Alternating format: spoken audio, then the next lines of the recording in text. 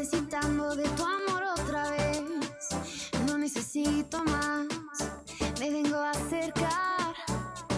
Nada me puede dar lo que solo en ti probé. Todo lo que busqué, solo en ti lo hallé. Encontré en ti un camino paso a paso hasta el hogar. Y la verdad es que no existe nadie así. Eres vida y es real.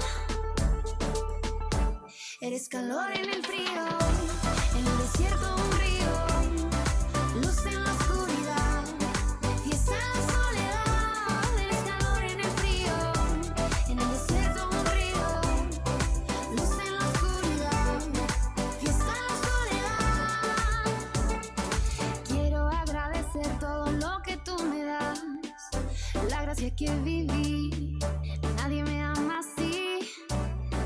Cada minuto que pasa quiero recordar, lo diste todo y más para conmigo estar.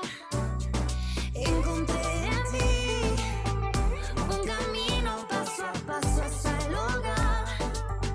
Y la verdad es que no existe nadie así. Eres vida y es real. Eres calor en el frío, en el desierto un río, luz en la oscuridad, fiesta en la soledad. Eres calor en el frío, en el desierto un río, luz en la oscuridad, fiesta en la soledad. Oh, oh, oh, oh, oh, oh,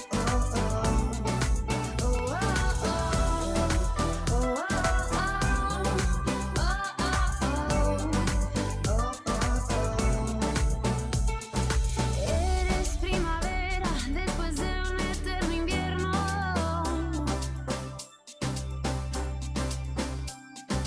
Eres la esperanza de los que nunca tuvieron.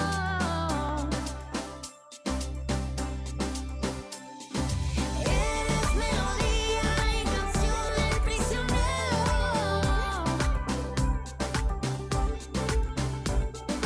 Eres lo que todos desde siempre han anhelado. Eres calor en el frío, en el desierto un río, luz en la oscuridad, fiesta en la soledad. Eres calor en el frío, en el desierto un río, luz en la oscuridad, fiesta en la soledad. Eres calor en el frío,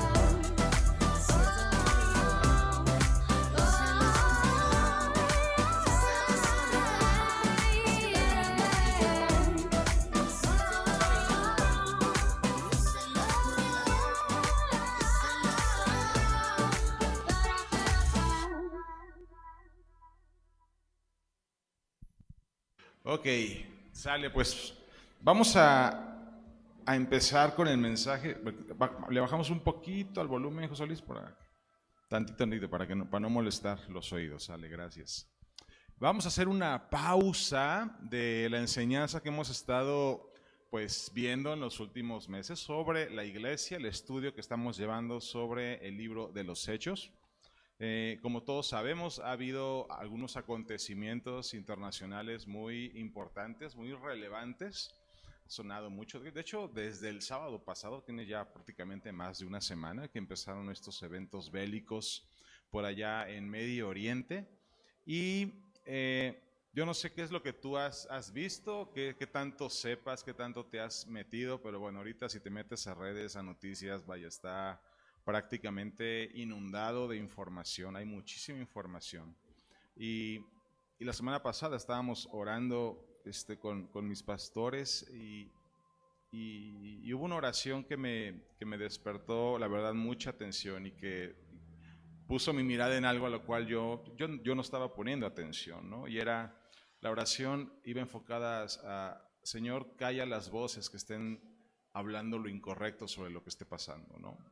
Y eso me llamó mucho la atención porque la verdad era algo que seguramente, evidentemente está pasando, y algo que yo no estaba viendo, por lo menos yo no lo estaba percibiendo, ¿no? Y ya empecé a revisar y ciertamente sí, hay mucha información incorrecta. Vemos a mucha gente que inclusive está tomando posiciones, ¿no? Está tomando bandos, ¿no? Está dando opiniones. Y mira, el problema no es la opinión, o sea, creo que al final estamos en un país libre, podemos opinar y tenemos libertad para ello.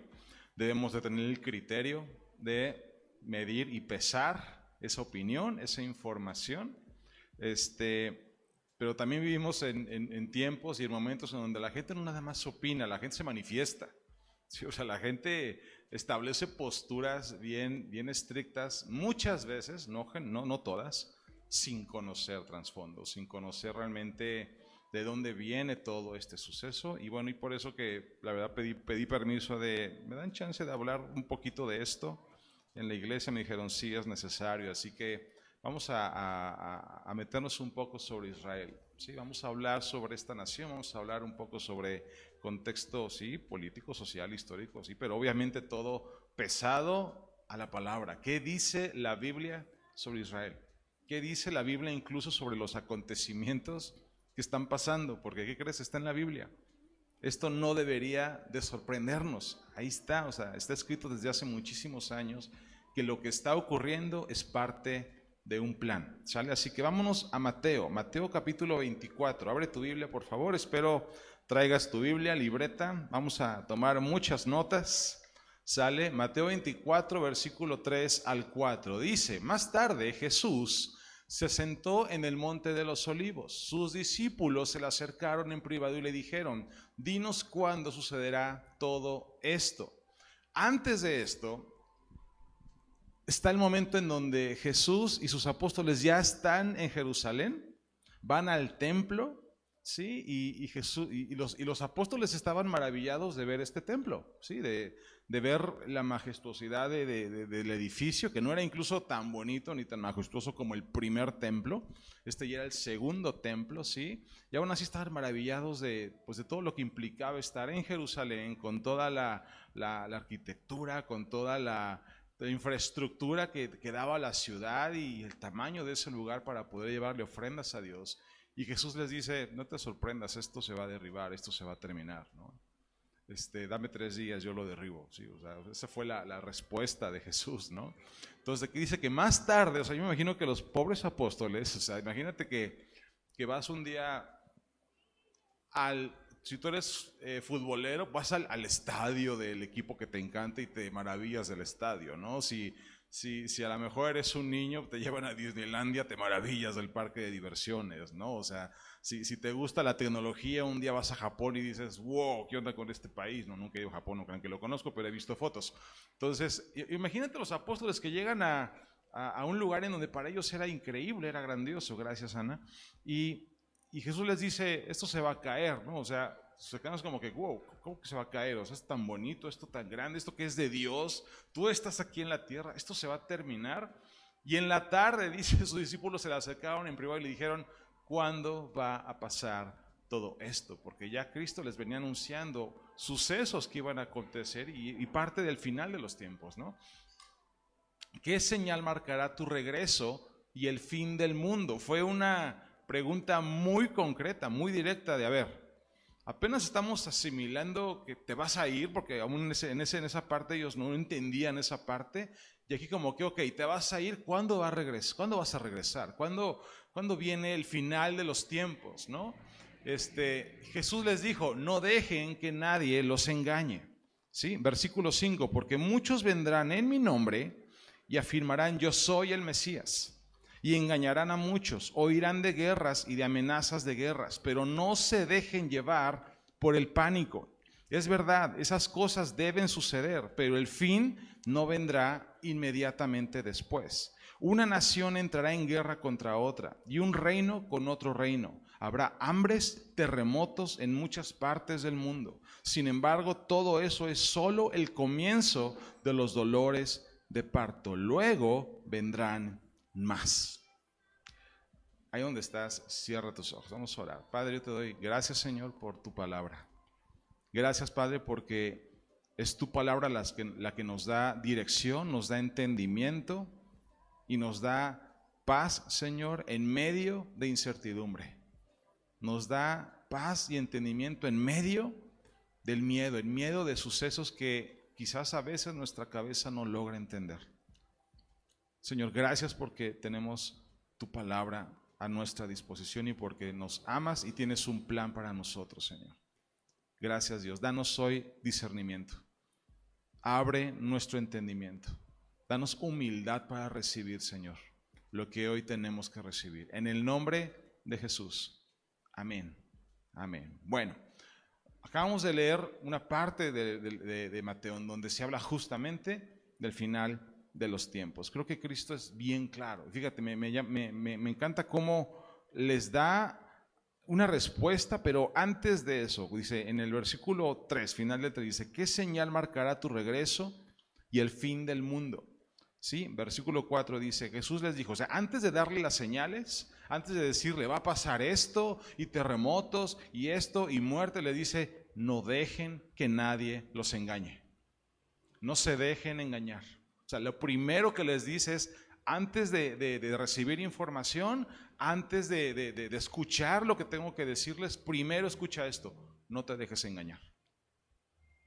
No dejes que venga falso maestro, falsa doctrina, falsa enseñanza. No dejes que eso venga, no permitas caer en ese juego del diablo. De a través del temor, a través de tantas cosas, que venga cualquier persona a darte información o interpretación equivocada de lo que yo te voy a decir. Es lo que le dice Cristo a los apóstoles. Pablo incluso después también continuamente le está diciendo a las iglesias, no se dejen engañar. Cuidado con los falsos maestros, cuidado con las falsas enseñanzas. ¿Sí? Y luego dice, van a venir muchos en mi nombre. ¿Cuántos saben que han venido muchos en su nombre?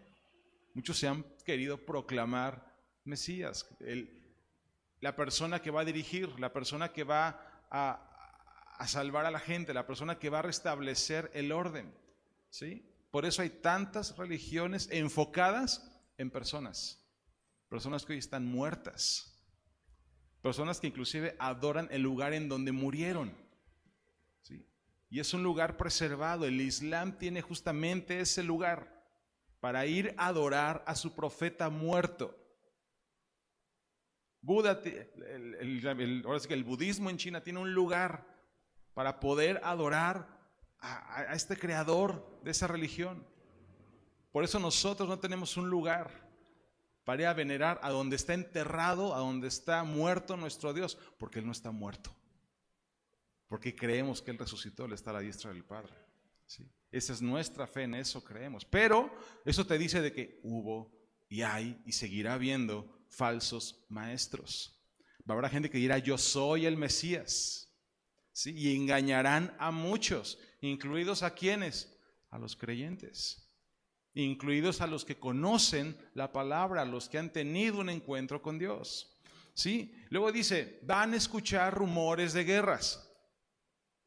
¿Hemos escuchado rumores de guerras? Ya en las noticias vemos las guerras. A ver, ¿en qué época del año no has visto conflicto? Guerras locales o internacionales, las guerras allá han estado. O rumores de guerras, allá han estado continuamente. Dice, pero no se dejen llevar por el pánico, no tengas miedo. ¿Qué es lo que pasó con este tema de ya bombardearon Israel? Hubo segmentos de personas que tuvieron miedo. Ya, es el fin del mundo. Ya se acabó, ya empezó el apocalipsis.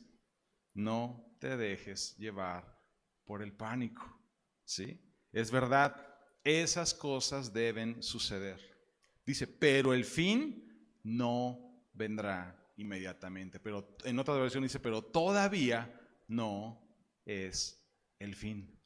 Estas cosas deben de pasar. Si de algo tú y yo debemos de tener certeza hoy en día de lo que está sucediendo en Medio Oriente, es eso de estas cosas deben de pasar. Esos encuentros entre Israel y los musulmanes debe de suceder. Estas diferencias entre países deben de pasar. Estos falsos profetas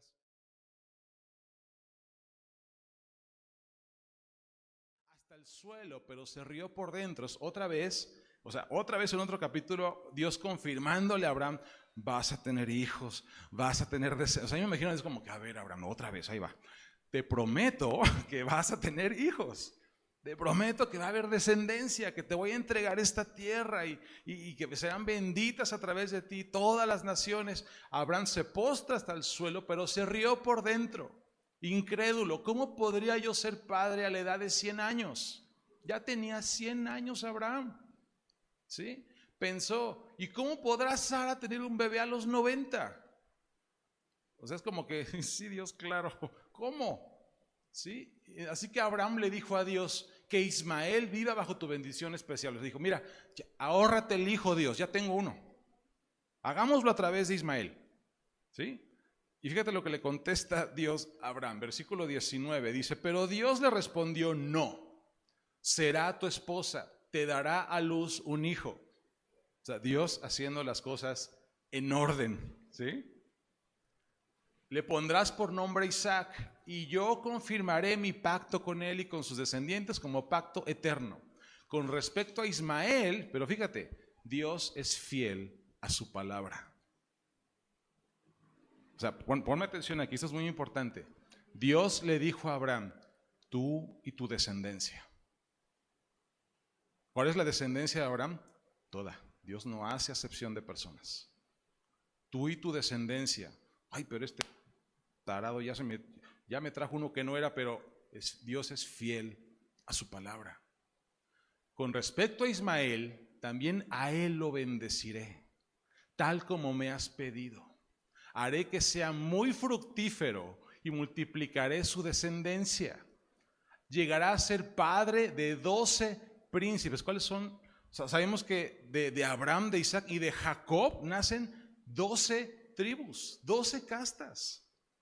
Y de Ismael le dice, van a salir 12 también de aquí. ¿Sí? 12 príncipes, y haré de él una gran nación. Pero mi pacto se confirmará con Isaac, quien nacerá de ti y de Sara dentro de un año. Entonces, en resumen, la que sigue. Génesis 15:18 dice que Dios confirma la promesa a Abraham de tener un hijo. En el 16, Agar, que es la sirvienta con la que Abraham tiene un hijo, ¿sí? Que también se ve frustrada y se ve en una situación en donde le pregunta a Dios qué onda, y Dios entra con Agar y le dice, cuidado, o sea, tu hijo es descendencia de Abraham, la promesa es para él también. La promesa de ser bendecido, de ser fructificado, de ser una nación poderosa. Génesis 17, Ismael va a engendrar 12 príncipes. Le avisa Dios a Abraham, va a haber una nación muy grande de ese lado también. Abraham lo que hace es que toma a Agar, toma a Ismael y los despacha. Váyanse, o sea, ustedes van a hacer otra cosa.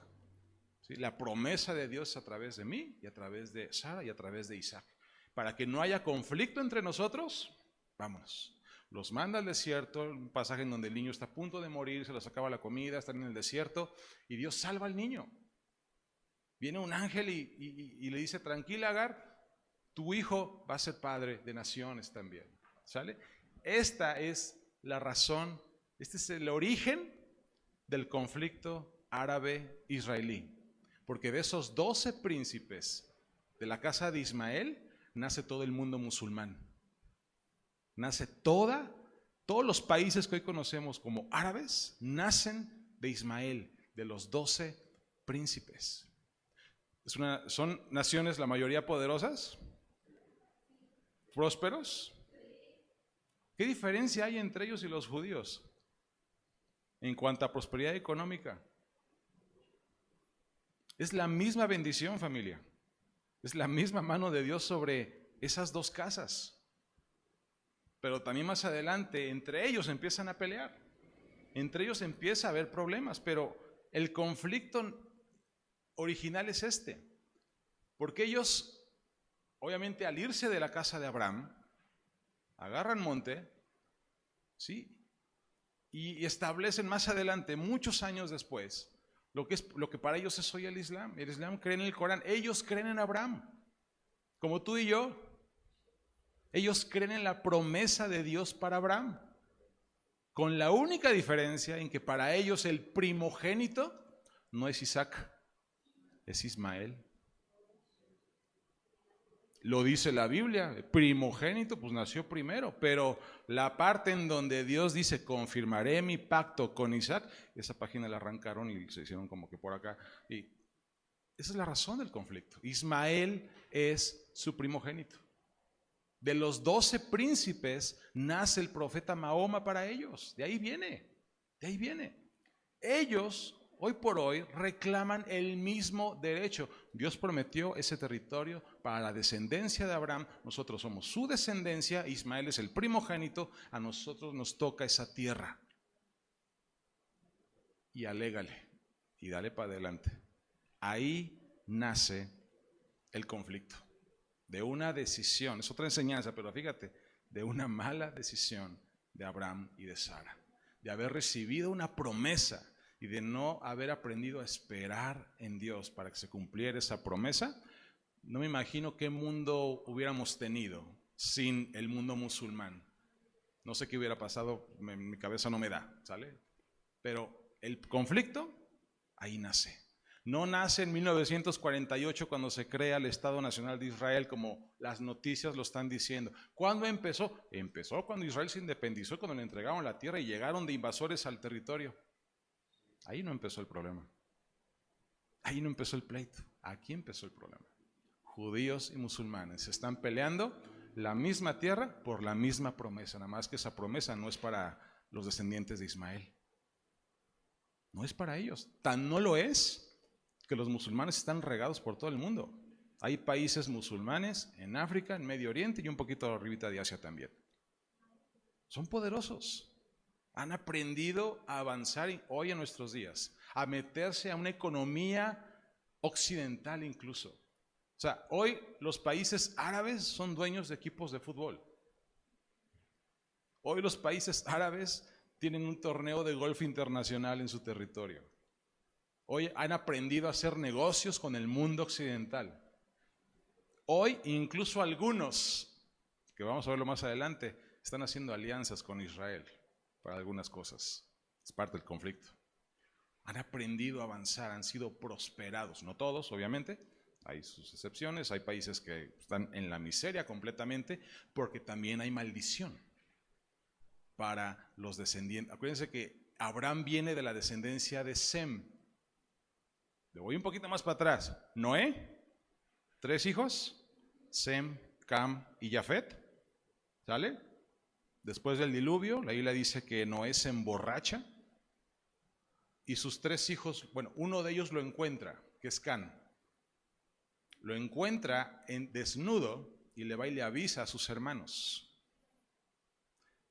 Sus hermanos se enteran que su padre está desnudo, lo cual era una vergüenza, y van a cubrirlo, pero lo hacen de espaldas. Entran al cuarto de espaldas, se avientan la túnica, lo tapan para no ver la desnudez de su padre.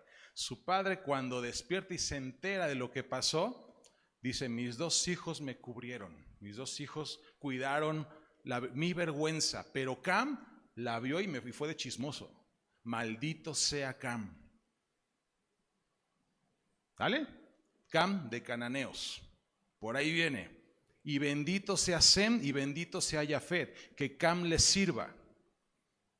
¿De dónde viene Abraham? De Sem, la nación semita. ¿Lo han escuchado? El pueblo semita viene de la descendencia de Sem. ¿Ok? Entonces, si nos vamos hacia adelante, Abraham viene es descendiente de Sem.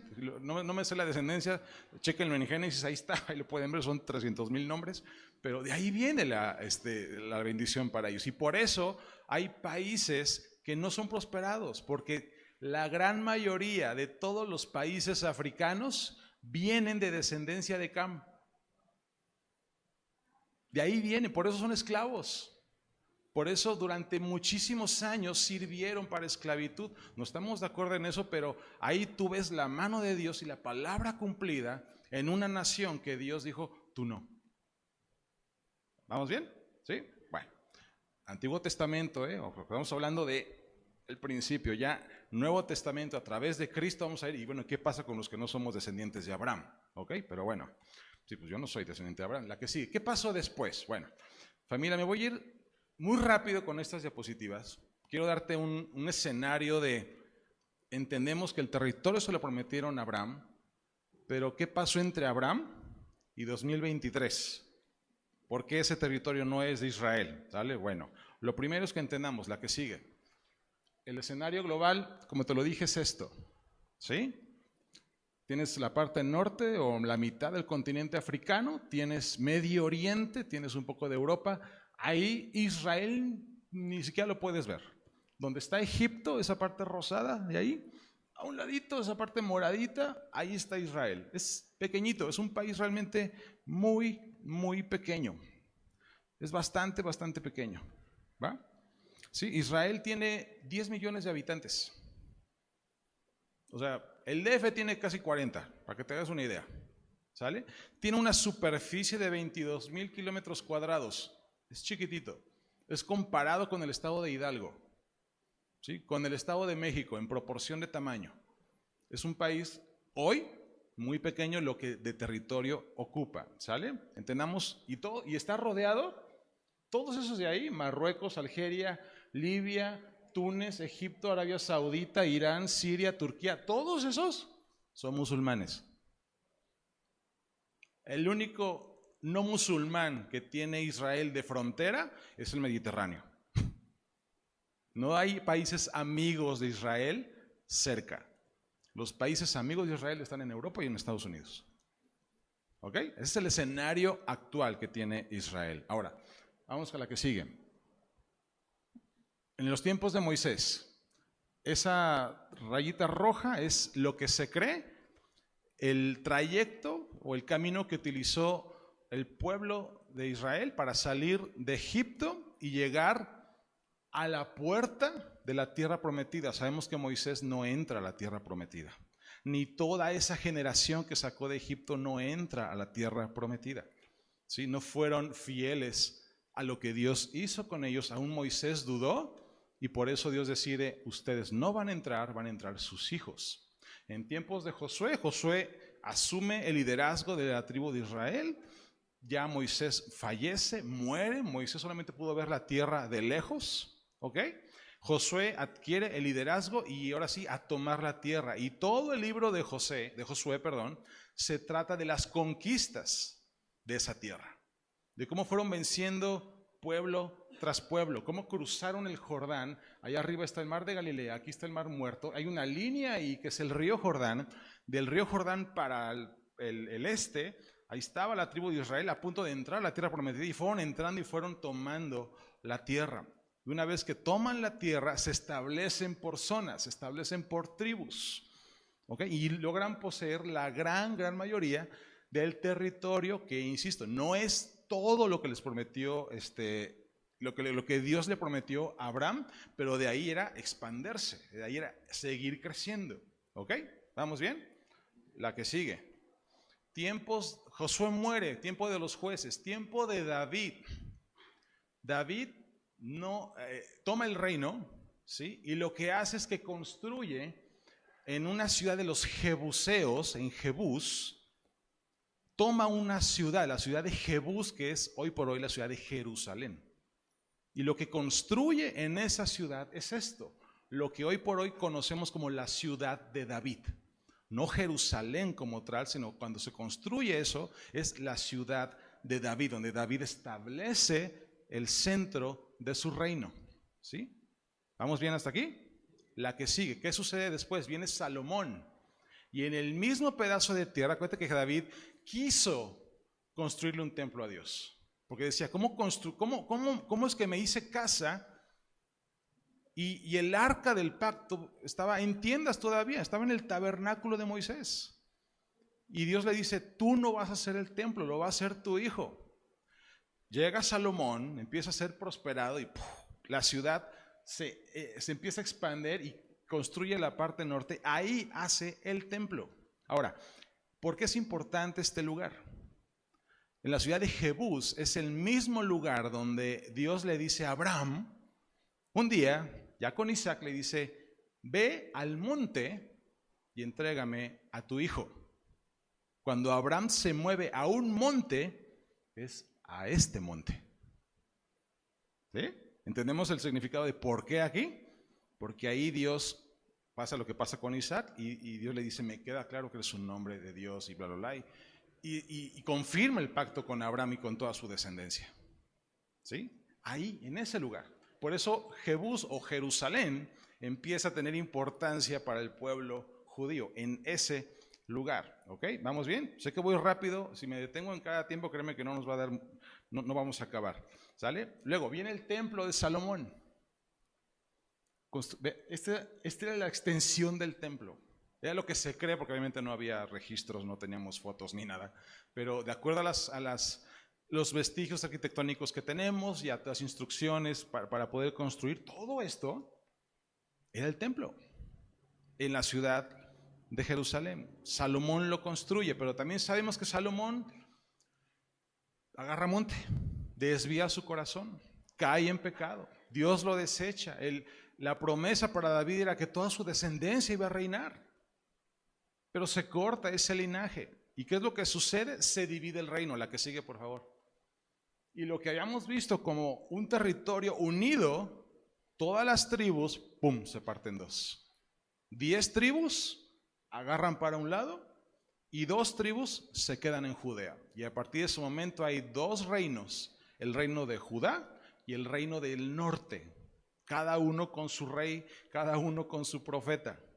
¿Sí? Y viene un periodo muy largo de reyes que hicieron lo malo delante de los ojos de Dios. Casi todos, no todos, pero casi todos. El que intentaba restablecer el reino y la ley y la adoración a Dios, llegaba a su hijo y le daba al traste y otra vez a la idolatría y al pecado, y hasta que Dios se hartó y los manda al exilio.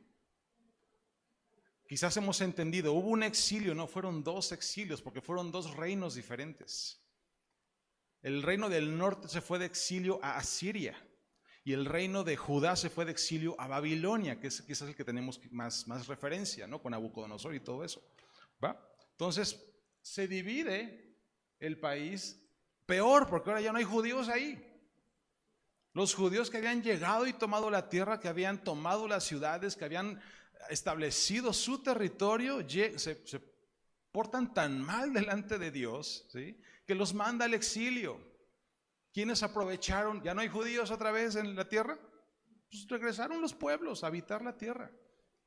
Durante más de 400 años. El exilio duró 70, pero 400 años tardaron los judíos en empezar a regresar todos. A los 70 años regresa Zorobabel.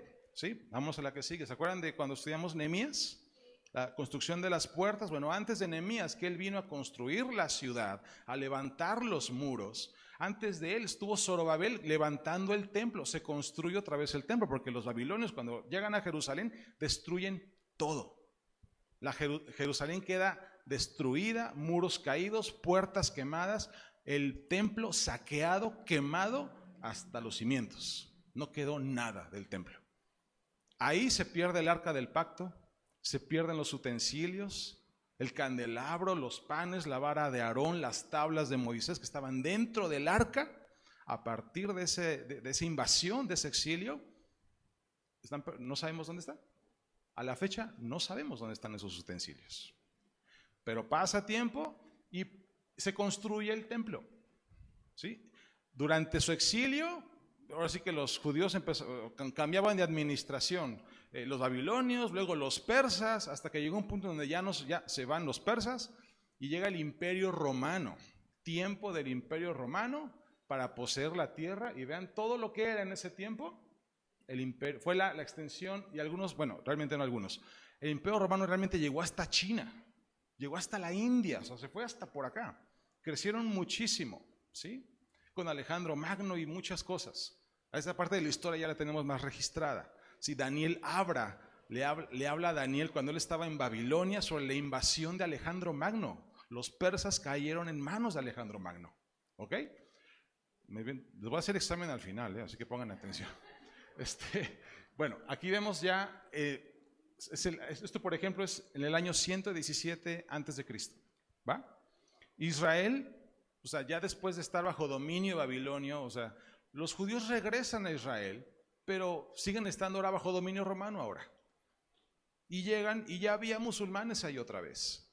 Ya no había libertad, no era su territorio, estaban sometidos a esclavitud nuevamente, pagaban tributo, no llevaban ellos administración, etcétera, etcétera, pero ya había templo.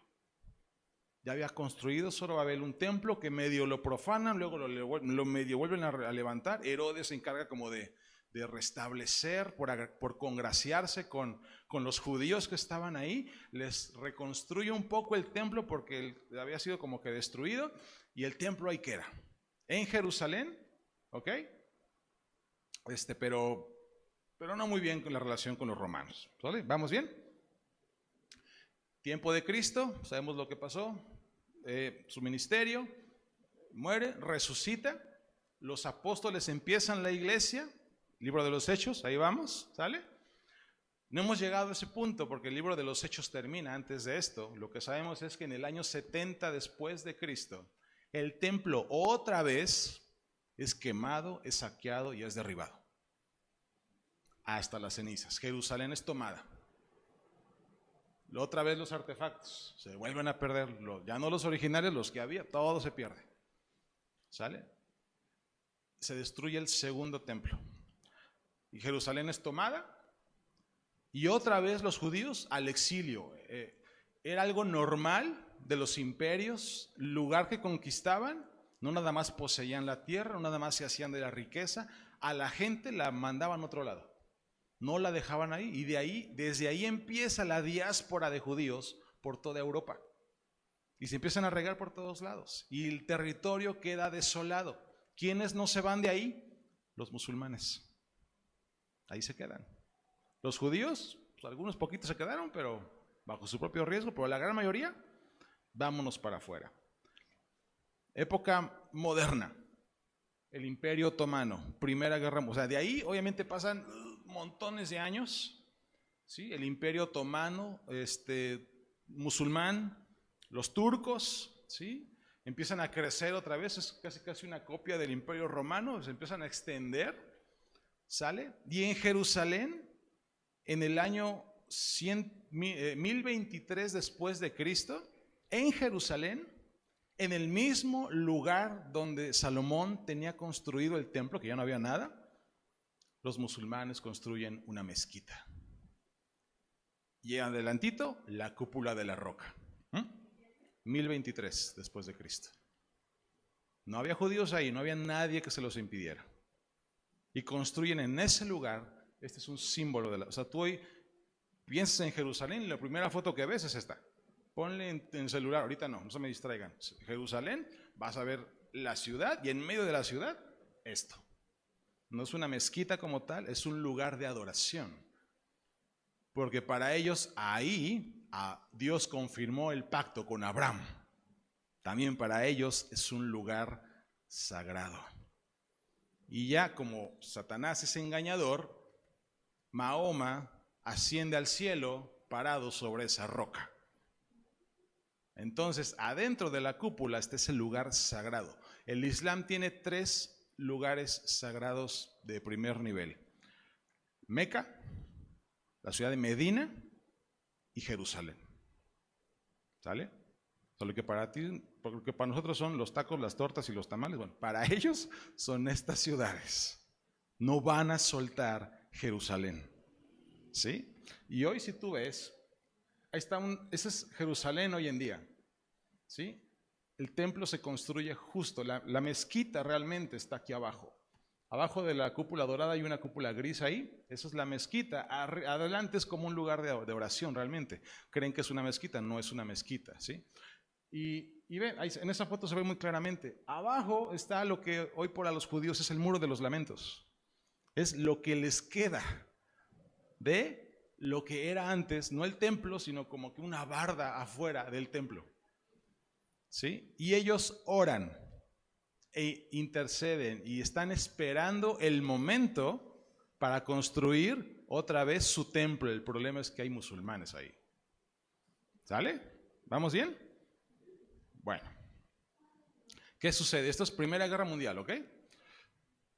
termina la Primera Guerra Mundial, el Imperio Otomano es vencido, ¿sí? Se acaban los turcos, pierden la guerra, ¿sí? Y se reparte el territorio de Líbano y Siria para los franceses, y lo que es Palestina, Palestina significa tierra de filisteos, para lo que es Palestina, lo que hoy es Jordania, en ese tiempo era Transjordania, Irak, queda bajo dominio inglés. Entonces, a partir de 1920, el territorio ya no es manejado ni por romanos, ni por turcos, ni por otomanos, ahora por ingleses. Pero sigue habiendo musulmanes adentro, y a partir de 1920 hasta 1948, Segunda Guerra Mundial, empieza un movimiento en donde, que es el sionismo, que es un movimiento que busca, liderado por judíos, para poder regresar a la tierra a todos los judíos dispersos del mundo.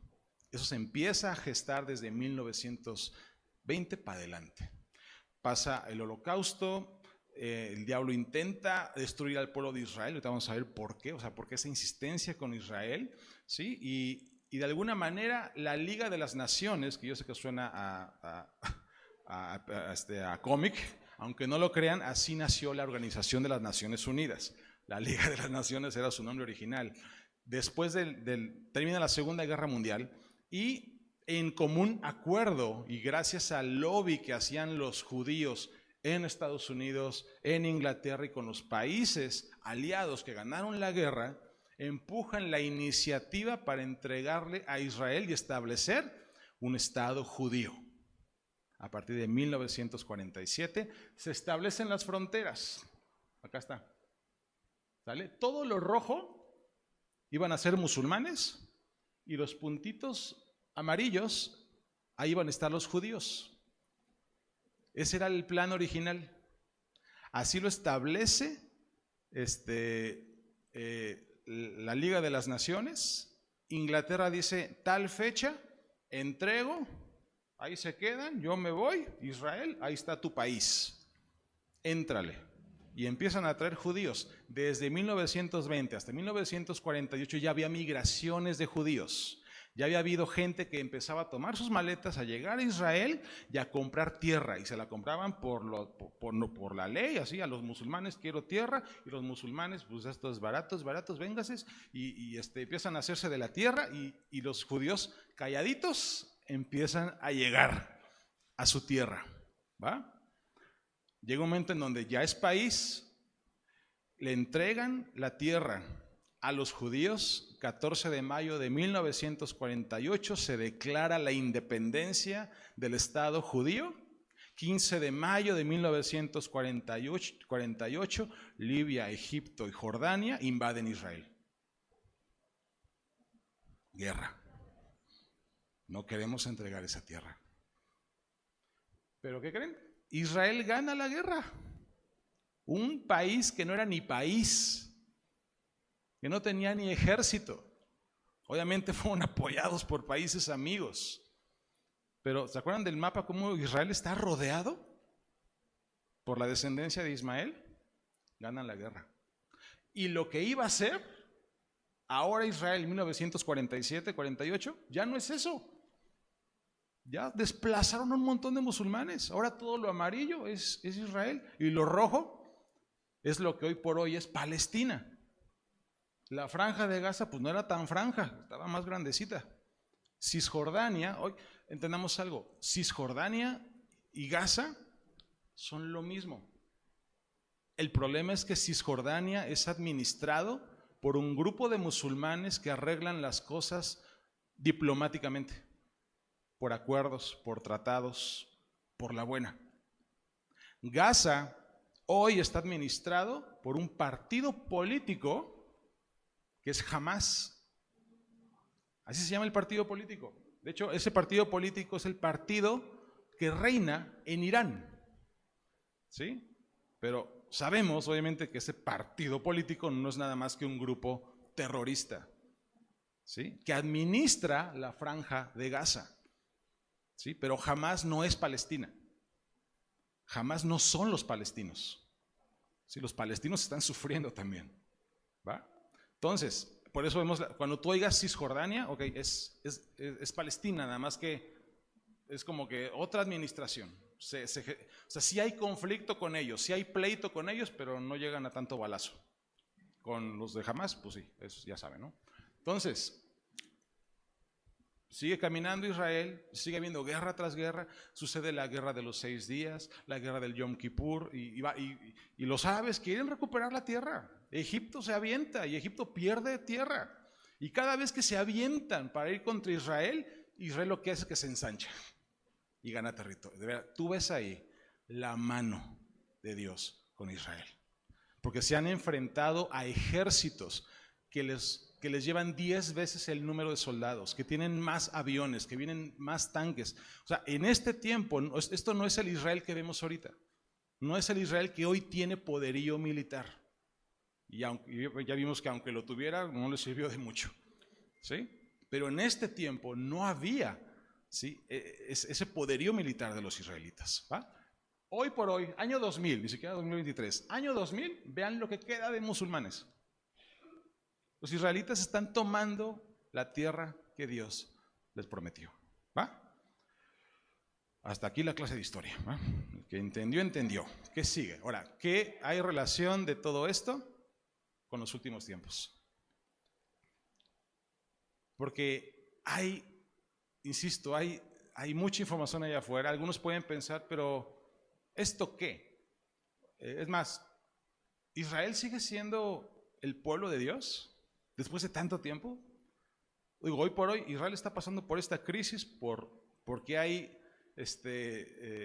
una mala administración en el país, porque hay fraude, porque hay robo, porque hay conservadurismo inclusive dentro de sus filas. No es el mejor país ahorita, por eso sucedió todo esto.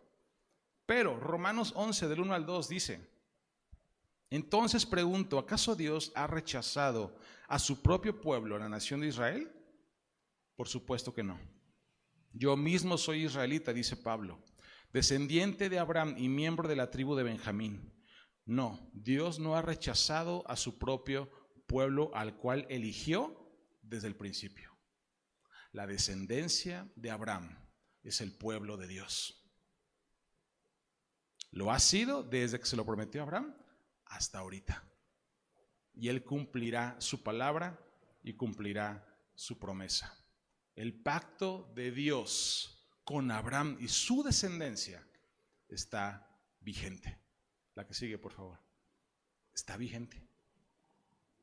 No se ha olvidado Dios de esa promesa. No se ha olvidado de toda la tierra que le va a entregar. Y fíjate, ¿dónde entramos? En Gálatas. Dios dice que nosotros somos parte de esa herencia. Que si bien la herencia era para Abraham y su descendencia, tú y yo, a través de Cristo, que Cristo es descendencia de Abraham, tú y yo somos parte de esta herencia. Tú y yo somos parte de esto, de esta promesa. Fíjate lo que dice en Mateo. Seguimos, Mateo capítulo 24, versículo 15. Dice: llegará el día cuando verán de lo que habló el profeta Daniel. Es Cristo hablando, sigue hablando Cristo sobre las señales de los últimos tiempos. Le dice, Daniel habló sobre los últimos tiempos. Daniel es al Antiguo Testamento lo que Apocalipsis es al Nuevo Testamento. Daniel es un libro profético que habla sobre el fin de los tiempos. Habla sobre algo que le pasó ya a Babilonia, pero también habla sobre eventos que van a pasar en el final de los tiempos. ¿Sí? Dice, llegará el día cuando verán de lo que habló el profeta Daniel. O sea, lo que Cristo le está diciendo es lo que habló Daniel y lo que ustedes han creído que fue una profecía para Babilonia, que sí pasó, parte de eso. ¿Qué creen? Eso no ha pasado todavía del todo. Eso va a pasar. Y en Daniel 11, Daniel habla sobre un conflicto. Daniel habla sobre un pleito entre el norte y el sur. Y habla de que va a haber acuerdos, y va a haber guerras, y va a haber una paz simulada. Pero en un momento el reino del norte va a invadir el reino del sur. Y se va a levantar una persona. Se va a levantar un líder. Un líder que no va a dirigir todas las naciones, va a dirigir 10 naciones. Y con esas 10 naciones van a invadir Jerusalén. Y ese líder va a entrar a Jerusalén y se va a sentar en el templo y se va a declarar Dios y va a tratar de gobernar todo el mundo. Daniel está hablando del anticristo, ¿sale? Y está hablando de un momento en donde el templo va a ser profanado. Antes de esto, el norte y el sur hacen una tregua y se empieza a desarrollar una paz simulada en donde incluso los israelitas empiezan a ofrecer sacrificios ya en un nuevo templo. Se levanta el tercer templo, ¿sale? Y pero algo sucede porque todo esto es una paz simulada. El anticristo viene a ofrecer eso, paz, orden. Nada de problemas económicos, todo es feliz y bonito. Es una simulación. Por eso es que nadie te engañe. Las cosas ya están escritas. ¿Sale? El objeto sacrílego que causa profanación de pie en el lugar santo. El objeto sacrílego es una persona no honrando a Dios, parándose dentro del templo. En los tiempos de Daniel, llegaron al templo los que invaden Babilonia y ofrecen sacrificios de cerdos en el templo, lo cual es inaceptable. O sea, no se puede hacer eso. El cerdo es un animal impuro para Dios, ¿sí? Y profanan el templo, ¿va? Luego dice versículo 21, pues habrá más angustias que en cualquier otro momento, desde el principio del mundo, y jamás habrá una angustia tan grande. Lo que Mateo dice es, cuando veas esto, ahora sí, córrele. Cuando veas la profanación del templo, cuando veas a esta persona parándose en el templo, ahora sí, huye a las montañas y no voltees para atrás y aléjate, porque ahora sí empieza el fin de los tiempos. ¿Por qué sabemos que lo que está pasando ahorita no es el fin de los tiempos? De entrada, el ataque de Gaza a Israel no vino del norte, vino del sur. Segundo, la Biblia dice que Jerusalén va a ser invadida. Eso no ha sucedido. Que va a llegar este orden económico, va a haber una alianza de países del norte con el sur. No sabemos qué países van a conformar esa alianza. Y otro punto más, tiene que estar el templo construido. Hoy no hay templo, no se ha construido el templo, pero sí se está trabajando para que eso suceda. Ya en este momento se estaba buscando una alianza con Arabia Saudita, país musulmán, por la hegemonía. Arabia Saudita trae problema con los iraníes y ellos buscaban este poder económico porque iba a ser la alianza, fíjate, Estados Unidos, Israel y Arabia Saudita. Obviamente Irán no le encantó y ¡pum!, viene el ataque, ¿sale? Ahora, ¿por qué sucede todo esto? Porque el diablo sabe que el diablo lo que va a hacer es intentar romper que la bendición llegue a través del pueblo de Israel. Por eso el pueblo judío se ha tratado de exterminarlo durante muchísimos años. Por eso el holocausto. Por eso hay incluso una resistencia en muchos segmentos, en muchos grupos, en muchos países de rechazo a los judíos. Es por lo que el diablo ha sembrado. Porque cualquier intento en contra de que Israel se establezca como territorio, que sea una gran nación, que se construya el templo, es ir en contra del plan de Dios para todos nosotros. El evangelio, escúchame bien, iglesia, el evangelio, las buenas nuevas, no empiezan en Mateo, empiezan en Génesis, cuando Dios hace un pacto con Abraham. Ahí empieza el evangelio realmente, ahí empieza el plan de Dios para toda la descendencia de Abraham y a través de Cristo, todos los que creemos en Él, sumados a esa herencia. El fin de los tiempos es el desenlace del evangelio. Es el fin de todo lo que está escrito y del plan original. Pero ¿qué tenemos que ver primero?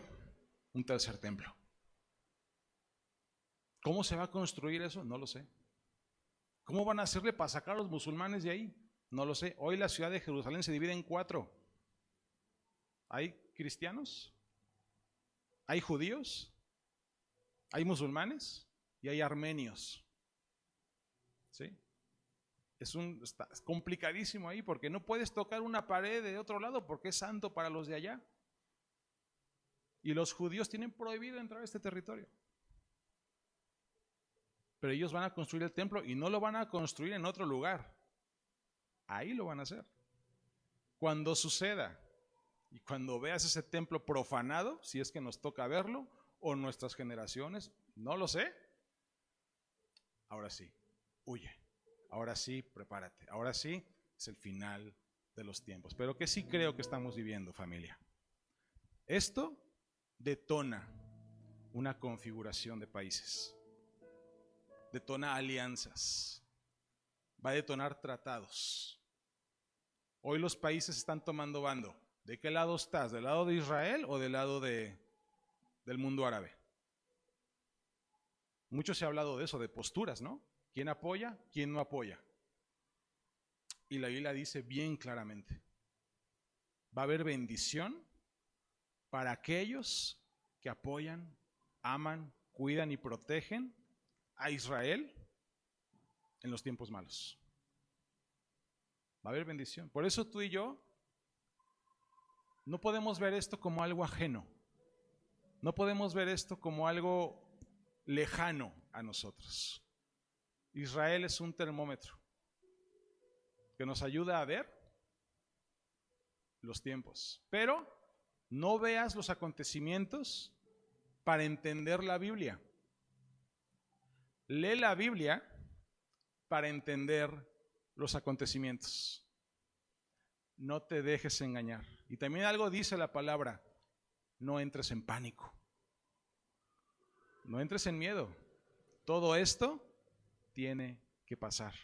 Todo esto debe suceder. ¿Sí? Y está pasando. Se está reorganizando el orden mundial y económico. Se están preparando las piezas para los pasos que vienen. Y mientras a ti y a mí nos toca, ojo, orar por la paz de Jerusalén. Pero no confundas la paz con que no haya guerra, que no haya conflicto, que no haya balazos. No, o sea, entiende algo, debe de pasar. Es en medio del conflicto, en medio de toda la tribulación que está sucediendo, Dios trae paz a las familias que están ahí. Guarda a las personas que están en medio. Guarda a todas las personas. Guarda a tu iglesia. Ojo, hay cristianos allá adentro.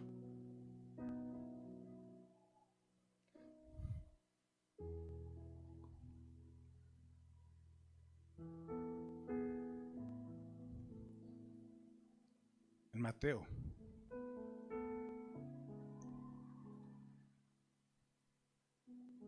Jesús habla que incluso antes del fin, la iglesia va a ser perseguida. No destruida, va a ser perseguida. Sí, gracias. La Biblia dice que por miedo algunos serán desviados. Por miedo el hermano entregará a su hermano en la persecución. Si has pensado, es que eso es, para ese momento tú y yo ya no vamos a estar, para eso Cristo ya vino, ya. No, el arrebatamiento es después. Ciertamente no nos va a tocar, creemos en eso. Cuando venga Cristo nos vamos con Él.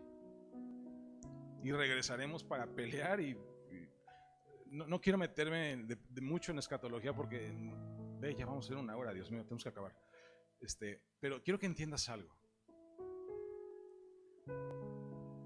Nos toca orar, nos toca saber, nos toca estar listos para no ser engañados, nos toca entender su palabra y mantenernos firmes, nos toca ser un remanso de paz para aquellos que no tienen la palabra y no saben qué es lo que está pasando. Y lo único que ven es conflicto, lo único que ven es miedo, lo único que ven es desestabilización, lo único que ven es todo lo negro. Tú y yo tenemos que ver el plan. Tú y yo tenemos que ver lo que Dios va a hacer y entender de que esto es parte del plan. Es parte del plan que maten y ejecuten niños y quemen mujeres y las violen y hagan todo lo que hizo Hamás ahorita, no te puedo responder eso. No te puedo dar los porqués. Solo sí entiendo que está en la palabra, que va a haber persecución, que va a haber desestabilización. Pero no tengas miedo, es necesario que esto pase. Y el que permanezca, dice la palabra, el que se mantenga, será salvo. Porque va a haber un tiempo en donde tú y yo quizás nos toque ver esto. Y si no somos nosotros, son tus hijos. Te toca a ti preparar a tus hijos y tus hijos a sus hijos para que entiendan lo que dice la palabra y no se pierdan y no sean desviados. Familia, esto no es para que tengas miedo. Esto no es para que te sientas inseguro. No, esto es para que despiertes y entiendas que los tiempos siguen avanzando. Dios está en control y van a suceder estas cosas. Debemos estar listos. Ponte de pie.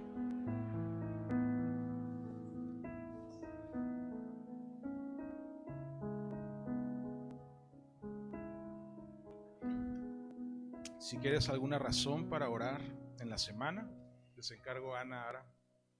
Estamos orando por la iglesia que está en Jerusalén. Somos la iglesia la que trae paz. Somos la sal de la tierra. Somos el instrumento que usa Dios para traer salvación. La salvación no es por medio de nosotros, es por medio de Cristo, pero ¿cómo irán si nadie es enviado? Hay iglesia allá. Hay gente que está dedicando su vida y exponiendo su vida hoy al estar en ese lugar. Porque la Biblia dice que aún los creyentes van a entregar a los creyentes por miedo, por salvar su propia vida. Señor, aquí estamos el día de hoy. Gracias por tu palabra. Señor, ayúdanos. Clamamos, Dios, para poder tener un entendimiento claro, Señor, de lo que tú estás haciendo. Clamamos, Señor, para poder entender y discernir las Escrituras, Dios. Clamamos, Señor, para poder enseñar a nuestros hijos tu palabra, para que ellos estén listos y estén preparados en el día malo, Señor. Dios, oramos por la paz de Jerusalén. Oramos por el pueblo judío. Oramos por el pueblo escogido, Señor. Oramos por lo que tiene que pasar aún para tu pueblo, Dios, para que tú vengas y vengas por tu iglesia. Lo hacemos, Señor. Nos paramos, nos ponemos en la brecha, Dios. Danos entendimiento, danos ese discernimiento, Dios, en el nombre de Jesús, en el nombre de Jesús. Amén y amén. Dar un aplauso a Dios. Siempre Dios es bueno. Una disculpa, son 20 para la 1. Métete a la palabra. No me considero experto ni mucho menos, solo he leído, es todo. Dios te da el discernimiento, el entendimiento. ¿Sale? Nos vemos en la semana, cuídate mucho y seguimos siguiente domingo con nuestra serie de hechos. Que tengas excelente tiempo en familia. Hasta luego.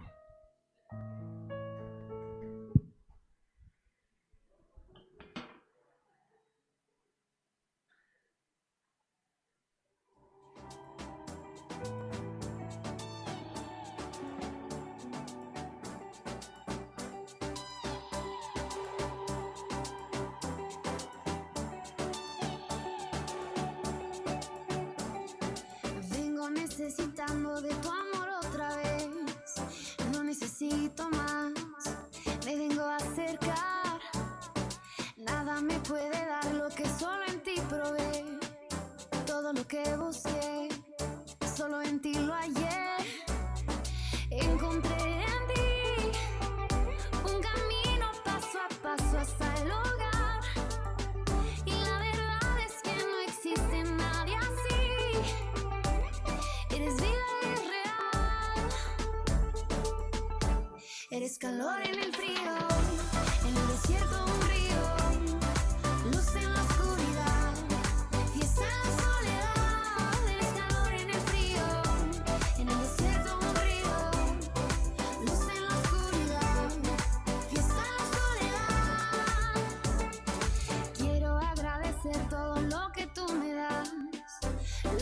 que viví, nadie me ama así.